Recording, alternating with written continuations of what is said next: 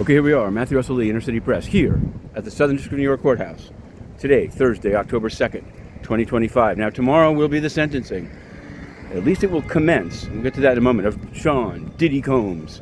And yesterday, we covered it, the filings have gotten fast and furious.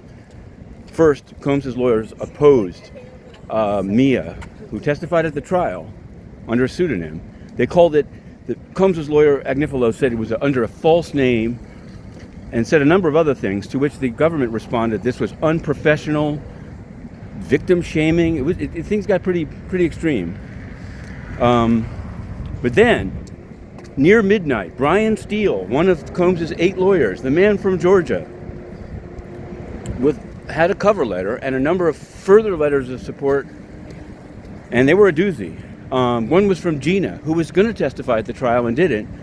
And now she says he shouldn't go to jail, he's not so bad, that the prosecutors tried to talk her into being a victim. She doesn't feel like a victim. You can find the letter. We posted them all. The other one that surprised me, there was a chaplain from Palm Beach, Florida,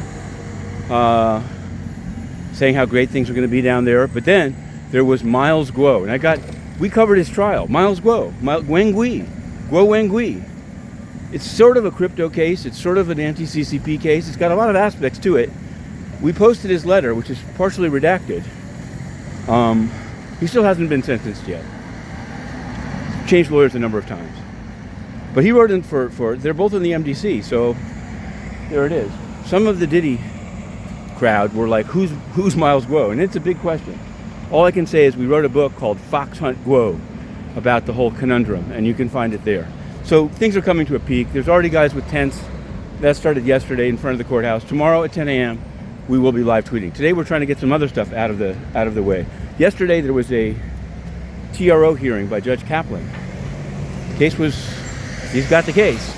The case was State of New York versus Kristi Noem, where grants that New York has historically gotten under an anti-terrorism funding that's supposed to be under the statute only given on the basis of threat of terrorism, were denied to New York State due to its status as a sanctuary, state and city.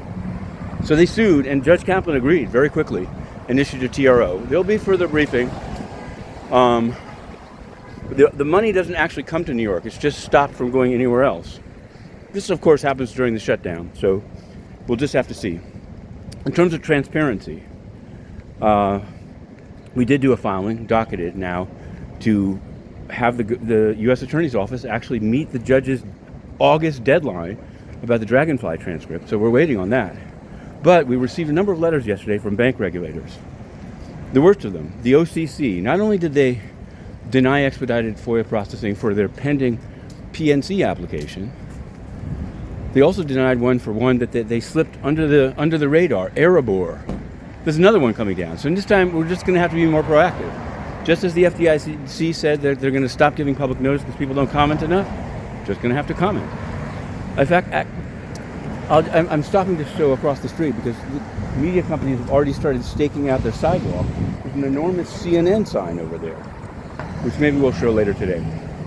But anyway, the OCC turned that one down, and the Fed, which granted expedited processing, nevertheless has asked to extend its time on Pinnacle, virtually pushing it back. Lisa Cook, she's going to remain on the board. Will she be rubber stamping Pinnacle and PNC? We'll just have to see. Finally, United Nations. We cover the case, so we report the result.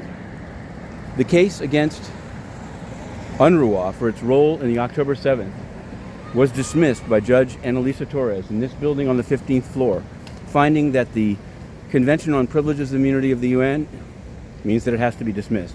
All I can say is maybe that convention needs itself to be dismissed, because forget that. What about having brought cholera to Haiti and killing 10,000 people? It's unacceptable to have an organization that can do such harm, including child rape by peacekeepers, etc., have total immunity. It's inconsistent with every law, and it's what encourages people like Antonio Guterres to throw out journalists he doesn't like. So we're going in. To be continued.